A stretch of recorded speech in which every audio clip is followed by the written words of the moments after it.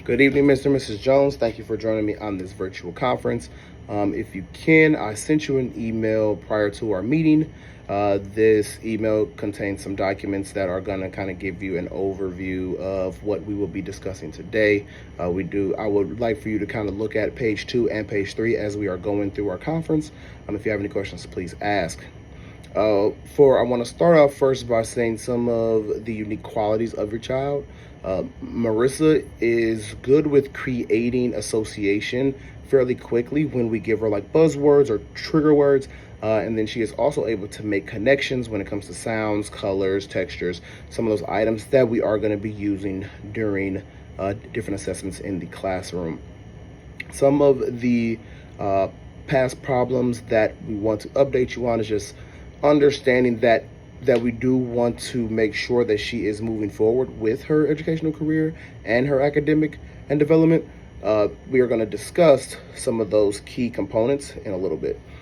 When it comes to her academic strengths, she is really good at understanding, decoding fluency, and her oral and fluencies. So that's a plus. And when I talk about oral fluencies, we are talking about RAND, which is going to be her naming capacities, and also her association of fluencies. Her RAND is going to be kind of understanding how quick she is able to name similar objects, colors, and numbers and letters. And then her associational fluency is going to be the ability for when she is given a trigger word or a buzzword, how she can make that connection. Some of the academic weaknesses that we will be discussing are going to be reading, math, writing, language, and then we will be discussing some of her social aspects as well. So for the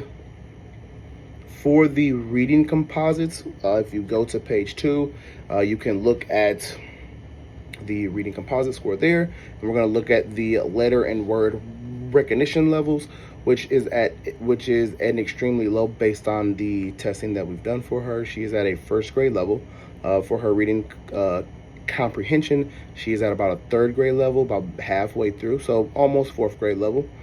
When it comes to her math scores, we are going to look at her math concepts and applications, and then her math, her ability to compute in the math realm. So if we look at her math concepts and application, she is at a little bit of a lower level, so which she's at a first grade level.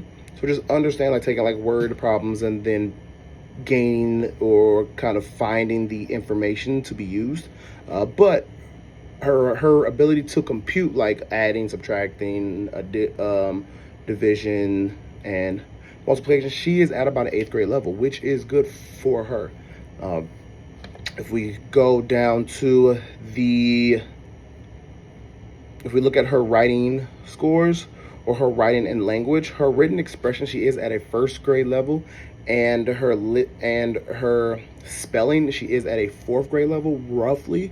And when we talk about spelling, we're talking about single and double consonants, and then her initial blending, understanding short vowels, long vowels, and things like that. So we do have some activities located in the document that I sent you as well, just so you have kind of like a overview of what that test looks like and how we got these scores for her.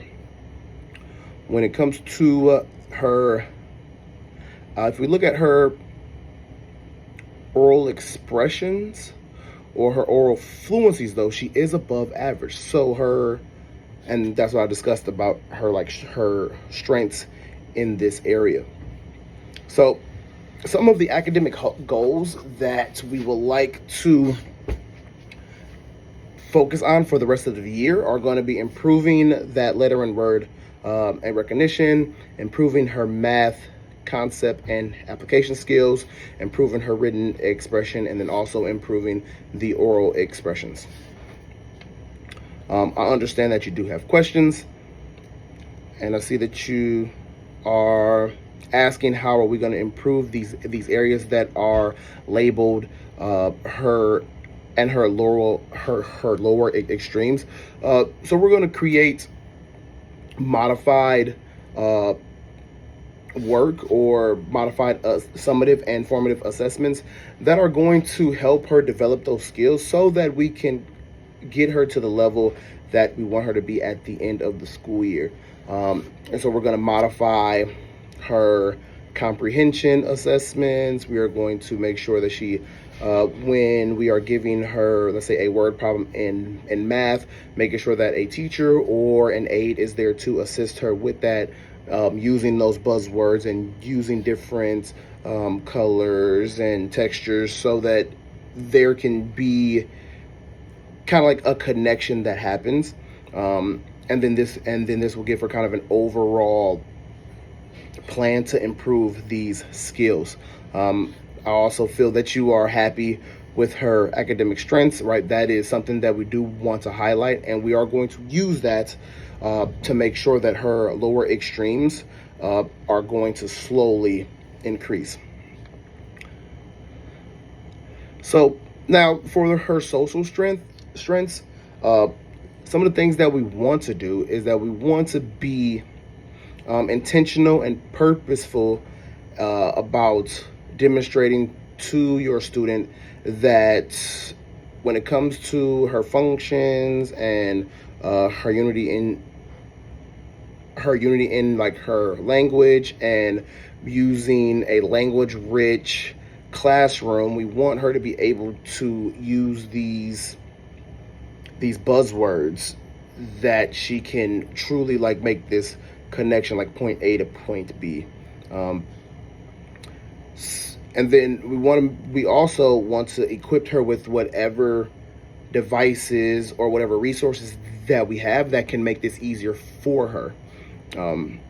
And some of the weaknesses, and when it comes to the social development, if you look at developing social and emotional skills, building a foundation for academic success, and setting the stage for literacy and making letters into the world, right? We want to give her the opportunity to express herself in a way that she's able to. So we're making kind of like her plan to be like, okay, like show us what you are trying to say, or can you tell us to your best of your abilities, hey, like what do you understand this?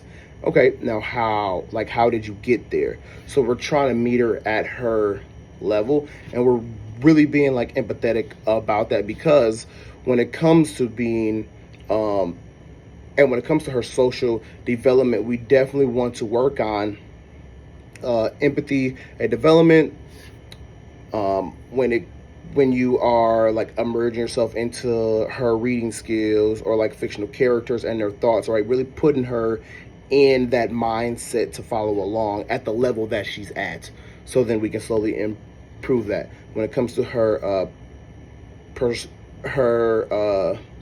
her ideas and being able to communicate those, we want to make sure that we're giving her the tools to help us understand what she's trying to say.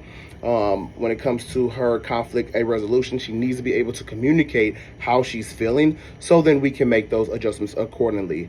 Also, worried about her social awareness. If she doesn't feel safe, or she does feel safe, or she is feeling happy, or whatever emotion that she's feeling, we want to be able to truly understand that. And then her communication skills.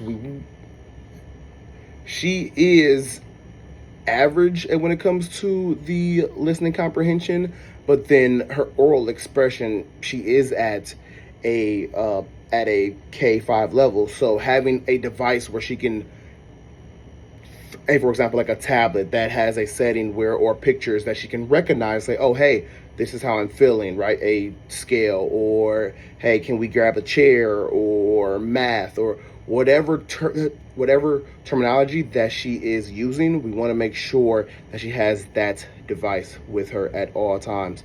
We want to make sure that she's also aware during school to know that she's understanding her surroundings, because in life she does have to understand those things. So thank you for joining me, and I hope you have a great night.